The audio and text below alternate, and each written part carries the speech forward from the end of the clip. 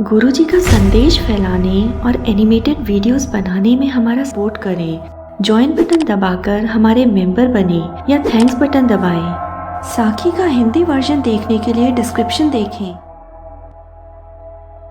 पिछली साखी विच आप जी ने देखा कि किस प्रकार चार पीर बाबा जी के सामने नतमस्तक हो गए सन। जेकर आपने वो साखी नहीं देखी तो डिस्क्रिप्शन विच दिते लिंक ते क्लिक करो।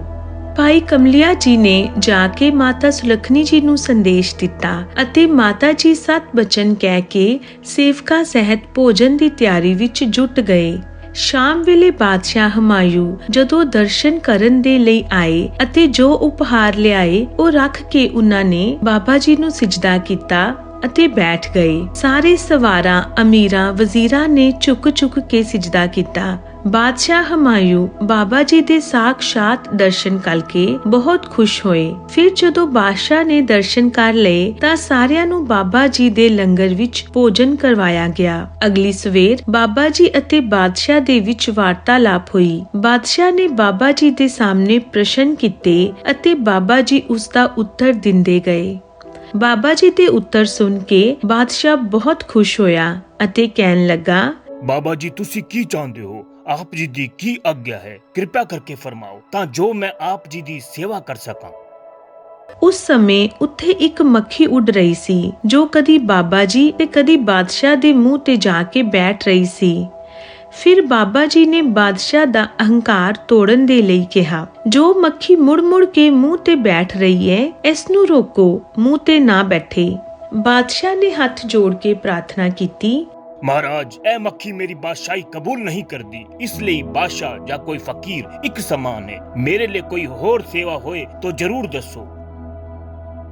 फिर बाबा जी कहन लगे, जिसदा हुक्म एक मक्खी तक नहीं मंदी उसनू सेवा दे लई की हुक्म दिता जावे। सेवा दे लई कहांगे तां उस निरंकार नू कहांगे जिसदा हुक्म 84 लाख जूना मंदियां हन। सारियां नू पदार्थ देन वाला वो परमात्मा है। जेकर असी कुछ मंगांगे तां उस करतार तो ही मंगांगे। एक कथन सुन के बादशाह ने बाबा जी दे चरनां ते शीश झुका के प्रणाम कीता अते कहा, महाराज मैं आप जी दी कृपा नाल 6 दिशावां जीतियां हां ते 7वीं वल आप जी दी कृपा नाल जा रहा हां। तब बाबा जी ने कहा, बाहर दा इलाका तां हर कोई जित सकदा है, पर जे अपना मन नहीं जित्या तां इसदा की लाभ? तुहाडी दाढ़ी तुहाडे ते हसदी है कि मैं बादशाह नू जित्या है। मैं इसदा कहना नहीं मंदी। ਇਹ कहंदा है कि सदा काली रहा ते मैं बहादुर कहावां, पर मैं जबरदस्ती सफेद हो रही हां। जिस प्रकार तुहाडी दाढ़ी तुहाडा कहना नहीं मंदी,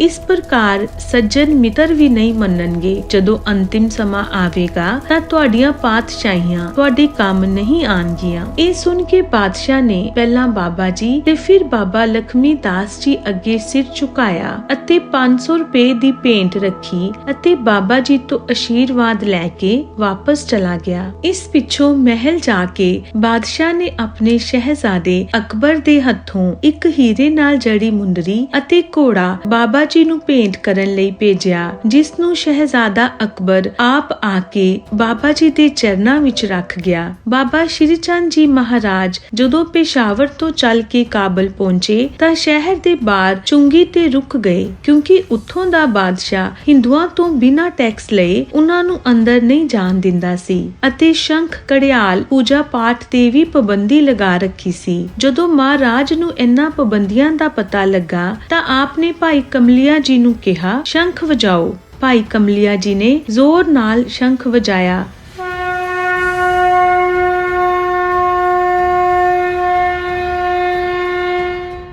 ਚੁੰਗੀ ਤੋਂ ਕੁਝ ਪਠਾਨ ਸਿਪਾਹੀ ਅਤੇ ਹੋਰ ਪਠਾਨ ਬਾਬਾ ਜੀ ਵੱਲ ਬੁਰਾ ਭਲਾ ਬੋਲਦੇ ਦੌੜ ਕੇ ਆਏ ਅਤੇ ਕੜਕ ਕੇ ਬੋਲੇ, ਕਿਸਨੇ ਸ਼ਾਹੀ ਹੁਕਮ ਦਾ ਉਲੰਘਣ ਕੀਤਾ ਹੈ? ਉਹਨਾਂ ਦੇ ਅਫਸਰ ਨੇ ਫਿਰ ਦੇਖਿਆ ਕਿ ਇੱਕ ਸਾਧੂ ਸ਼ੰਖ ਵਜਾ ਰਿਹਾ ਏ ਤੇ ਦੂਜਾ ਸਾਧੂ ਧੂਣਾ ਲਗਾ ਕੇ ਚੌਂਕੜੀ ਮਾਰ ਕੇ ਬੈਠਿਆ ਹੈ।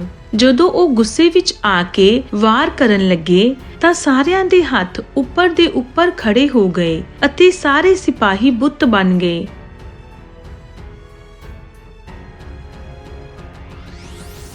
ਫਿਰ ਉਸ ਅਫਸਰ ਨੇ ਅੱਗੇ ਹੋ ਕੇ ਪ੍ਰਾਰਥਨਾ ਕੀਤੀ, हे फकीर साईं साडे ते कृपा करो, ਮਿਹਰ ਕਰੋ, ਕਿਰਪਾ ਕਰਕੇ ਇਹਨਾਂ ਸਿਪਾਹੀਆਂ ਨੂੰ ਬਖਸ਼ ਦਿਓ। ਤਾਂ ਬਾਬਾ ਜੀ ਉਸ ਅਫਸਰ ਨੂੰ ਕਹਿਣ ਲੱਗੇ, ਉਸ ਪਰਵਤਗਾਰ ਤੋਂ ਡਰਨਾ ਚਾਹੀਦਾ ਹੈ, ਕਿਸੇ ਦੇ ਮਜ਼ਹਬ, ਧਰਮ ਅਤੇ ਸਭਿਅਤਾ ਨੂੰ ਨਹੀਂ ਕੁਚਲਣਾ ਚਾਹੀਦਾ। ਤਾਂ ਫਿਰ ਉਸ ਅਫਸਰ ਨੇ ਬਾਬਾ ਜੀ ਦੇ ਚਰਨਾਂ ਵਿੱਚ ਡਿੱਗ ਕੇ ਸਜਦਾ ਕਰਕੇ ਖਿਮਾ ਮੰਗੀ। ਇਹ ਦੇਖ ਕੇ ਬਾਬਾ ਜੀ ਫਿਰ ਉਹਨਾਂ ਸਿਪਾਹੀਆਂ ਨੂੰ ਸੰਬੋਧਨ ਕਰਦੇ ਹੋਏ ਕਹਿਣ ਲੱਗੇ, ਚਲੋ ਬਈ ਖਾਨੋ, ਪਿਆਰ ਦੀ ਰਾਹ ਤੇ। ਇੰਨੇ ਕਹਿਣ ਦੀ ਹੀ ਦੇਰ ਸੀ ਕਿ ਸਾਰਿਆਂ ਨੇ ਸ਼ੀਸ਼ ਝੁਕਾ ਕੇ ਬਾਬਾ ਜੀ ਨੂੰ ਪ੍ਰਣਾਮ ਕੀਤਾ ਅਤੇ ਅਫਸਰਾਂ ਸਹਿਤ ਆਪਣੀ ਆਪਣੀ ਜਗ੍ਹਾ ਤੇ ਚਲੇ ਗਏ। ਉਧਰ ਅਚਾਨਕ ਕਾਬਲ ਦੇ ਬਾਦਸ਼ਾਹ ਕਾਮਰਾਨ ਦੇ ਪੇਟ ਵਿੱਚ ਦਰਦ ਸ਼ੁਰੂ ਹੋ ਗਿਆ।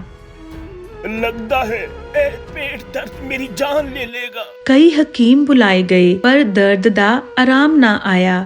ਦਰਦ ਨਾਲ ਬਾਦਸ਼ਾਹ ਤੜਪਣ ਲੱਗਾ।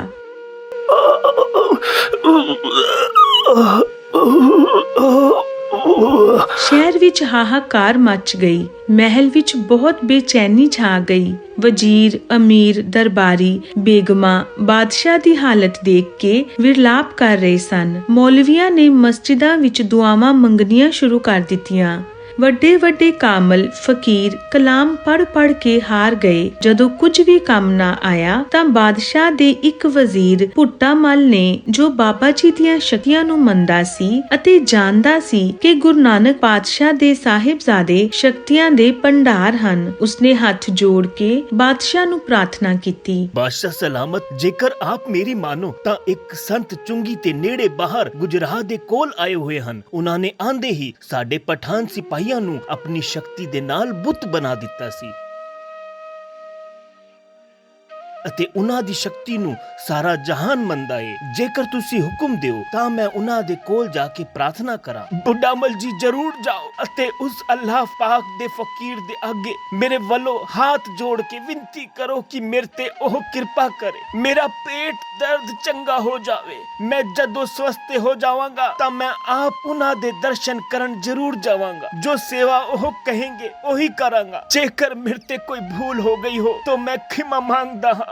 ਇਹ ਸੁਣ ਕੇ ਭੁੱਟਾ ਮਲ ਅਤੇ ਅਮੀਰ ਵਜ਼ੀਰ ਬਾਬਾ ਜੀ ਦੇ ਦਰਸ਼ਨਾਂ ਲਈ ਚੁੰਗੀ ਤੋਂ ਬਾਹਰ ਆਏ। ਸਾਰੇ ਨਮਸਕਾਰ ਕਰਕੇ ਬੈਠ ਗਏ। ਫਿਰ ਬਾਬਾ ਜੀ ਦੇ ਚਰਨਾਂ ਵਿੱਚ ਰੋ ਰੋ ਕੇ ਬਾਦਸ਼ਾਹ ਦਾ ਹਾਲ ਦੱਸਿਆ ਤੇ ਬੇਨਤੀ ਕੀਤੀ, ਉਹ ਫਕੀਰ ਸਾਡੇ ਬਾਦਸ਼ਾਹ ਬੜੀ ਤਕਲੀਫ ਵਿੱਚ ਹਨ। ਉਹਨਾਂ ਦਾ ਪੇਟ ਦਰਦ ਸਾਡੇ ਤੋਂ ਦੇਖਿਆ ਨਹੀਂ ਜਾ ਰਿਹਾ। ਕਿਰਪਾ ਕਰਕੇ ਆਪਣੀ ਦਇਆ ਕਰੋ ਤੇ ਉਹਨਾਂ ਦਾ ਪੇਟ ਦਰਦ ਠੀਕ ਕਰੋ ਮਹਾਰਾਜ। ਬਾਬਾ ਜੀ ਮੁਸਕਰਾ ਕੇ ਕਹਿਣ ਲੱਗੇ, ਇਹ ਲਵੋ ਧੂਨੇ ਦੀ ਰਾਖ ਦੀ ਚੁਟਕੀ, ਬਾਦਸ਼ਾਹ ਦੇ ਪੇਟ ਤੇ ਮਲ ਦੇਵੋ, ਸਾਰਾ ਦਰਦ ਠੀਕ ਹੋ ਜਾਵੇਗਾ। ਭੁੱਟਾ ਮਲ ਨੇ ਰਾਖ ਦੀ ਚੁਟਕੀ ਲੈ ਕੇ ਬਾਬਾ ਜੀ ਨੂੰ ਨਮਸਕਾਰ ਕੀਤਾ ਅਤੇ ਵਾਪਸ ਸ਼ਾਹੀ ਮਹਿਲ ਵਿੱਚ ਆ ਗਿਆ। ਬਾਦਸ਼ਾਹ ਦੇ ਪੇਟ ਤੇ ਰਾਖ ਲਗਾਉਣ ਦੀ ਹੀ ਦੇਰ ਸੀ ਕਿ ਦਰਦ ਦਾ ਤਾਂ ਪਤਾ ਹੀ ਨਾ ਚੱਲਿਆ ਤੇ ਬਾਦਸ਼ਾਹ ਬਿਲਕੁਲ ਠੀਕ ਹੋ ਗਿਆ। ਸਾਰੇ ਸ਼ਹਿਰ ਵਿੱਚ ਖੁਸ਼ੀਆਂ ਮਨਾਈਆਂ ਗਈਆਂ। ਮਹਿਲਾਂ, ਰਾਜ ਦਰਬਾਰ ਵਿੱਚ ਬਾਦਸ਼ਾਹ ਦੀ ਜਾਨ ਬਚ ਜਾਣ ਦੀ ਖੁਸ਼ੀ ਵਿੱਚ ਰਾਤ ਨੂੰ ਦੀਪਮਾਲਾ ਕੀਤੀ ਗਈ। ਦਿਲ ਖੋਲ ਕੇ ਦਾਨ ਕੀਤਾ ਗਿਆ। ਸਤਨਾਮ ਸ਼੍ਰੀ ਵਾਹਿਗੁਰੂ।